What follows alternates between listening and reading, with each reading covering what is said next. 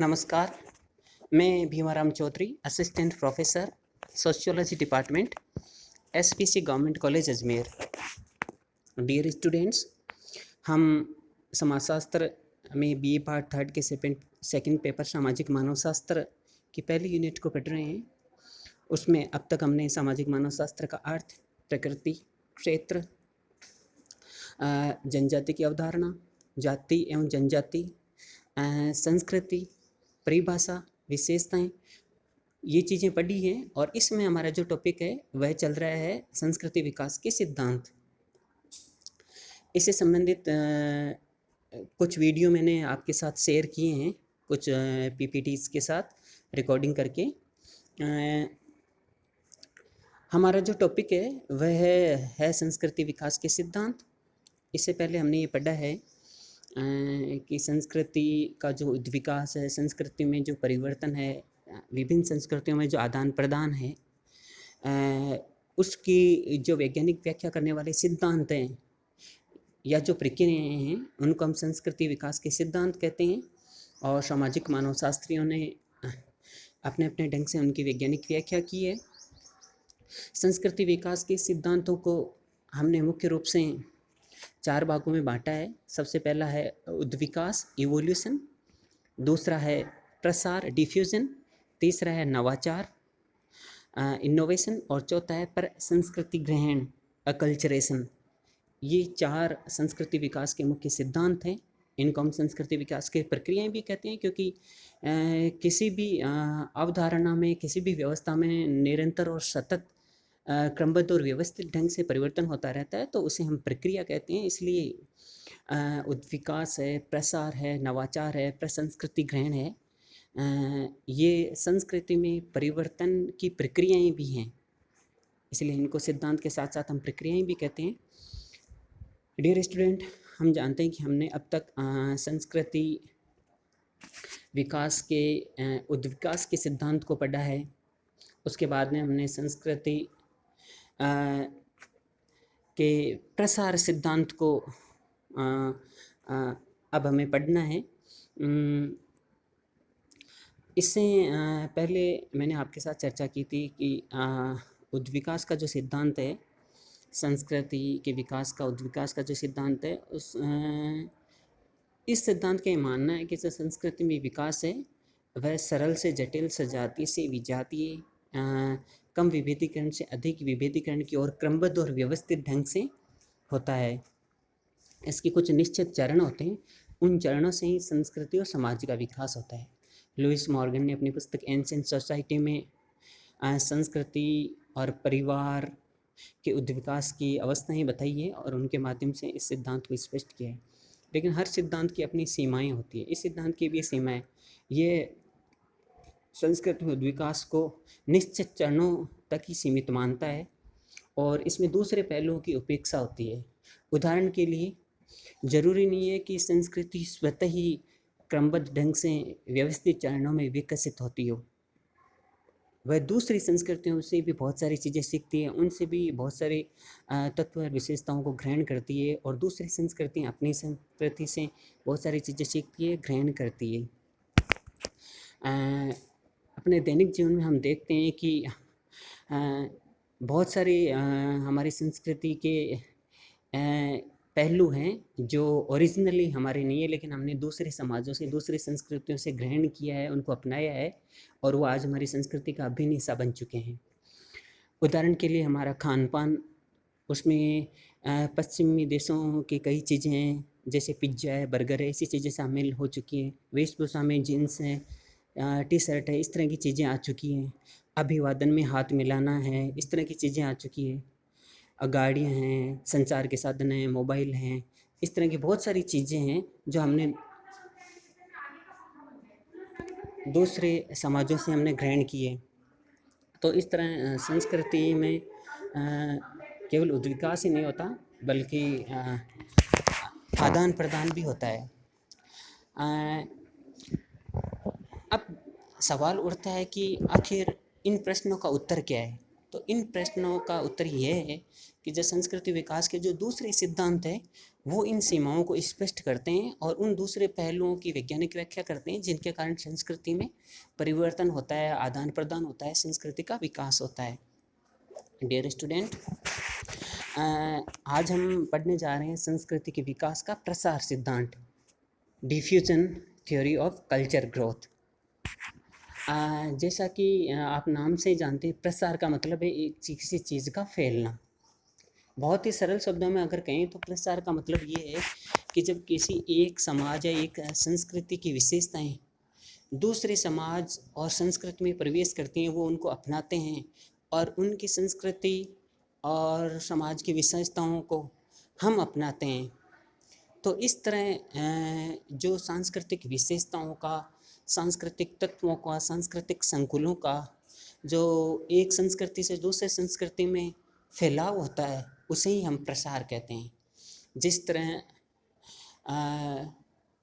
किसी भी सुगंधित पदार्थ की सुगंध हवा के माध्यम से चारों तरफ फैल जाती है, उसी तरह संस्कृति के जो तत्व हैं, गुण हैं, विशेषताएं हैं, वो चारों तरफ फैलती है, दूसरी संस्कृतियों तक पहुंचती हैं, वो उनको अपनाते हैं। सरल शब्दों में यही संस्कृति के विकास का प्रसार सिद्धांत है।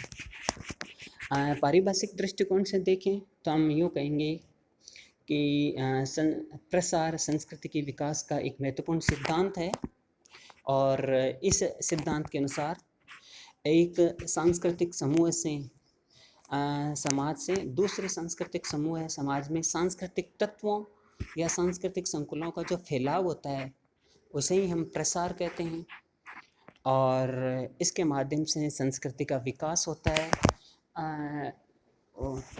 वह परिवर्तन के दौर से गुजरती है, नई चीज़ें ग्रहण करती है और नए स्वरूप में समाज में सामने आती है। अब इसके सैकड़ों उदाहरण डे टू डे लाइफ में हम देख सकते हैं। जैसे उदाहरण के लिए अगर हम भारतीय समाज की बात करें तो भारतीय समाज में पाश्चात्य संस्कृति के प्रचार प्रसार के कारण, जिसको हम समाजशास्त्रीय भाषा में पश्चिमीकरण भी कहते हैं, यह भी समाज में सामाजिक सांस्कृतिक परिवर्तन की एक प्रक्रिया है। तो पश्चिमीकरण के कारण या पश्चिमी संस्कृति के प्रभाव के कारण हम देखते हैं कि हमारी वेशभूषा में, हमारे खान पान में, हमारे अभिवादन के तरीक़ों में, हमारे मनोरंजन के तरीक़ों में, हमारी हॉबीज़ में,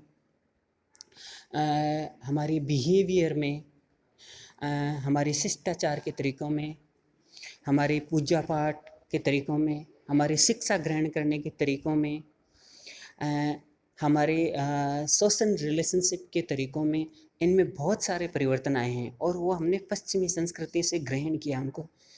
हम देखते हैं कि यातायात और संचार के साधनों के कारण समाज में गतिशीलता बढ़ गई है। विभिन्न समाज और संस्कृतियों के लोग एक दूसरे के संपर्क में आते हैं, एक दूसरे की विशेषताओं, गुणों को ग्रहण करते हैं। इसके कारण व्यक्ति दूसरी संस्कृति के संपर्क में आता है और बहुत सारी अच्छी चीज़ें हैं उनका वो ग्रहण करता है। साथ ही हम देखते हैं कि समाज एकदम आसानी से किसी भी नई चीज़ को ग्रहण नहीं कर पाता है। समाज में परिवर्तन आसान नहीं होता है, ये एक मानवीय प्रकृति है। समाज इंसानों से ही मिलकर बनता है और मानव की प्रकृति होती है, वह यथास्थिति में विश्वास करता है, बहुत आसानी से परिवर्तन को स्वीकार नहीं करता है। इसलिए हम समाज में देखते हैं कि किसी भी चीज़ के आविष्कार के बजाय दूसरों की चीज़ों को ग्रहण करना बहुत आसान होता है। और यही कारण रहा है कि संस्कृति का प्रसार हुआ है और विभिन्न सांस्कृतिक तत्वों, विशेषताओं का आदान प्रदान हुआ है। आधुनिक युग में प्रसार के कारण बहुत सारे परिवर्तन आए हैं। आधुनिक युग के कारण, आधुनिक युग के अंदर हम देखते हैं कि खान पान है, हमारी वेशभूषा है, प्रौद्योगिकी है, अभिवादन है, बातचीत है, रहन सहन है, जीवन शैली है, इनके तौर तरीक़ों में हमने दूसरी संस्कृति, दूसरे समाजों से बहुत सारी चीज़ें सीखी हैं और उनको अपनाया है। और यह संस्कृति के प्रसार सिद्धांत के दृष्टांत माने जा सकते हैं, उदाहरण माने जा सकते हैं।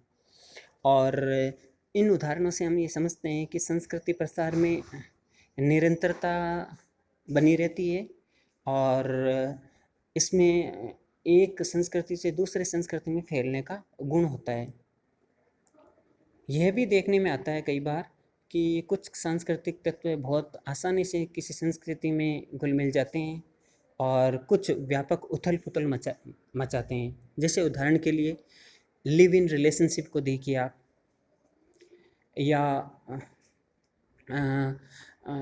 समलैंगिक विवाह को देखिए आप, कि इस तरह की चीज़ें जो दूसरी संस्कृतियों से हमारी संस्कृति में आई है और उनको लेकर समाज में व्यापक विरोध भी होता है, सवाल उठते हैं और काफ़ी इसको लेकर विचार विमर्श होता है। समाज इसको आसानी से स्वीकार नहीं कर पाता है और कुछ चीज़ें उनको हम बहुत आसानी से स्वीकार कर लेते हैं, जैसे वेशभूषा है, हमारी लाइफ स्टाइल है, टेक्नोलॉजिकल डिवाइसेस हैं, खान पान है, अभिवादन के तरीके हैं, बातचीत के तरीके हैं, पढ़ाई के तरीके हैं, बहुत सारी इस तरह की करियर की प्राथमिकताएं हैं, जीवन के मूल्य हैं। बहुत जल्दी हम दूसरे समाज की जो चीज़ें हैं उनको बहुत आसानी से ग्रहण कर लेते हैं, जो हमारे लिए सरल होते हैं और जिनका समाज में विरोध बहुत कम होता है। तो यह संस्कृति के विकास का प्रसार सिद्धांत है, जिसको मैंने आपको बैठाने का प्रयास किया है, सरल भाषा में समझाने की कोशिश की है। सामाजिक मानवशास्त्री इस विषय को थोड़ा और गहराई से स्पष्ट करने के लिए इस प्रसार सिद्धांत को विद्वानों के 3 समूह में विभाजित करते हैं और वो 3 समूह हैं ब्रिटिश प्रसारवादी समूह, जर्मन प्रसारवादी समूह और अमेरिकन प्रसारवादी समूह। इन 3 स्कूल ऑफ थॉट विचार समूहों का तात्पर्य ये है कि अलग अलग सामाजिक मानवशास्त्रियों ने प्रसार की वैज्ञानिक व्याख्या अपने अपने दृष्टिकोण से की है और उसके समर्थक अलग अलग विद्वान हैं। इसके आधार पर इनको 3 श्रेणियों में बांट दिया गया है, जिससे हम इस सिद्धांत को बहुत बेहतर ढंग से समझ सकें और इन्होंने अपने हिसाब से प्रसार के सिद्धांत की व्याख्या की है। तो आइए चलते इसको समझते हैं। डियर स्टूडेंट्स, संस्कृति विकास के प्रसार के सिद्धांत को हमने सरल और सारगर्भित ढंग से समझने का प्रयास किया है। आप अपनी पुस्तक के माध्यम से और डिटेल स्टडी इसके कर सकते हैं। मैंने आपको पहले ही बताया कि डॉक्टर रविंद्रनाथ मुखर्जी की सामाजिक मानवशास्त्र की रूपरेखा एक बहुत ही महत्वपूर्ण और अच्छी पुस्तक है, वो आप सबके पास होनी चाहिए। दिल्ली का विवेक प्रकाशन है, वह इस पुस्तक को प्रकाशित करता है, बाज़ार में आपको आसानी से मिल सकती है। आपके पास ये पुस्तक होनी चाहिए और आपको रेगुलर स्टडी करनी है, रेगुलर हमारे यूट्यूब चैनल से भी जुड़ा रहना है और इस ऑनलाइन लर्निंग और टीचिंग प्लेटफॉर्म को हमें सफल बनाना है और इसमें आपकी भागीदारी अपेक्षित है। और अब यही हमारे लिए न्यू नॉर्मल है, इसके साथ हमें सहज होना है और इसमें अपने कंफर्टेबल बनना है। इसको लेकर डरना नहीं है और दूर भी नहीं होना है। समय के साथ, परिस्थितियों के साथ हमें ढलना है, यही आगे बढ़ने का रास्ता है। प्रगति के लिए हमें नई चीज़ें सीखनी होती हैं और उनके साथ आगे बढ़ना होता है। हम चर्चा कर रहे हैं प्रसार सिद्धांत की 3 स्कूल ऑफ थॉट की, 3 विचार श्रेणियों की। उन्हें पहली विचार श्रेणी है ब्रिटिश प्रसारवादी। ब्रिटिश प्रसारवादी सिद्धांत के समर्थक श्री इलियट स्मिथ MWJ पैरी हैं। इनका ये कहना है कि जो संस्कृति का प्रसार है वो मिस्र से पूरी दुनिया में हुआ है। इनका ये मानना है, इसकी मूलभूत मान्यता ये है कि सूर्यपुत्र मिस्रवासी हैं, वही समस्त संस्कृति के जनक हैं और वहीं से संस्कृति का प्रसार दुनिया भर में हुआ है। और प्रसार ही सामाजिक परिवर्तन का एकमात्र साधन है। संस्कृति और समाज में जो भी परिवर्तन होता है वो प्रसार के सिद्धांत से ही होता है, प्रसार के माध्यम से ही होता है, प्रसार की प्रक्रिया के माध्यम से ही होता है। और इसका उद्भव मिस्र से हुआ है और उसके बाद ये प्रसार के माध्यम से सांस्कृतिक तत्व विशेषताएं पूरी दुनिया में फैली है और आज दुनिया को जिस स्वरूप में हम देखते हैं उसका उदय मिस्र से हुआ है। यह ब्रिटिश प्रसारवादी समाज वैज्ञानिकों का दृष्टिकोण है। अब हम चर्चा करते हैं जर्मन प्रसारवादी विद्वान श्रेणी की। जर्मन प्रसारवादी जो सिद्धांत हैं, विद्वानों का समूह है, जो स्कूल ऑफ थॉट है, इसके समर्थक श्री एफ ग्रेबनर व ई फॉय हैं। इनका ये मानना है कि संस्कृति का जो विकास है या जो विस्तार है वह किसी एक स्थान विशेष से नहीं बल्कि अलग अलग स्थानों से स्वतंत्र रूप से हुआ है। इन्होंने ब्रिटिश प्रसारवादी सिद्धांत की सीमाओं को ध्यान में रखते हुए एक अलग दृष्टिकोण प्रस्तुत किया है। ब्रिटिश प्रसारवादी ये मानते हैं कि मिस्र से ही संस्कृति का उदय हुआ है और उससे पूरी दुनिया में सांस्कृतिक तत्वों का प्रसार हुआ है। लेकिन जर्मन प्रसारवादी इसके एकदम विपरीत, उनका ये कहना है कि संस्कृति का विकास और विस्तार किसी एक स्थान विशेष से नहीं हुआ बल्कि अलग अलग स्थानों से स्वतंत्र रूप से हुआ है और इनके बाद इनका फैलाव संसार के विभिन्न स्थानों पर हुआ है। और संस्कृति का जो विकास हुआ है, आधुनिक स्वरूप में आज जो संस्कृति हम देख रहे हैं, उसका विकास इसी प्रक्रिया के माध्यम से हुआ है। अब जो तीसरा स्कूल ऑफ थॉट है, विद्वानों की जो तीसरी श्रेणी है जो संस्कृति विकास के प्रसार सिद्धांत की व्याख्या करती है, उसके वह है अमेरिकन प्रसारवादी। इसके समर्थक फ्रेंच बोआस का क्लार्क विस्लर हैं। इन समाज वैज्ञानिकों का, सामाजिक मानवशास्त्रियों का यह मानना है कि ब्रिटिश प्रसारवादी और जर्मन प्रसारवादी सिद्धांत, उनकी अपनी सीमाएं हैं। वो प्रसार के माध्यम से संस्कृति के विकास को बिल्कुल स्पष्ट ढंग से नहीं समझा पा रहे हैं। इनका ये कहना है कि संसार को विभिन्न सांस्कृतिक क्षेत्रों में बांटना जरूरी है और उसके बाद उन सांस्कृतिक तत्वों का विश्लेषण करके ही हम ये जान सकते हैं कि किस तरह संस्कृति का प्रसार और विकास हुआ है। इनका ये भी मानना है कि हमें संस्कृति के प्रसार सिद्धांत में मनोवैज्ञानिक पहलुओं को भी ध्यान में रखना है। किसी भी संस्कृति तत्व को अपनाने में मनोवैज्ञानिक दृष्टिकोण की बहुत अहम भूमिका होती है। व्यक्ति, इंसान को वो चीज़ पसंद आती है तभी वो उसको स्वीकार करता है, ये इसका मनोवैज्ञानिक पहलू है।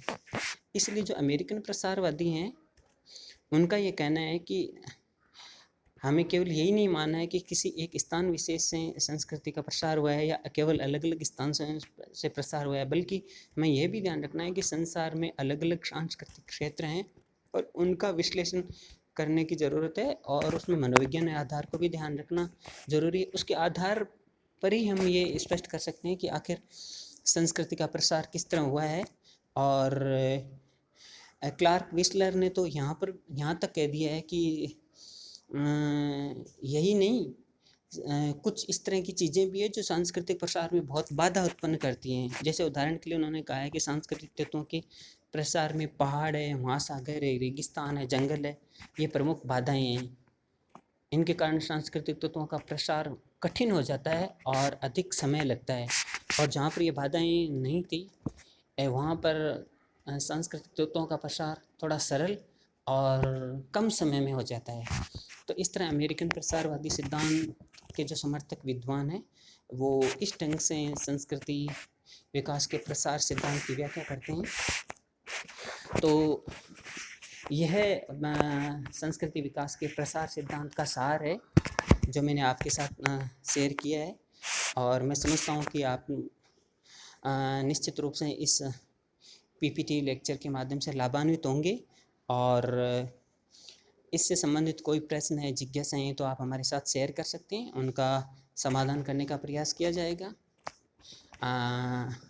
इसी के साथ ही मैं विदा लेता हूँ। जल्दी आपके साथ रूबरू होंगे एक नई पीपीटी वीडियो लेक्चर के माध्यम से, जिससे इससे अगला टॉपिक हम कवर करेंगे। धन्यवाद।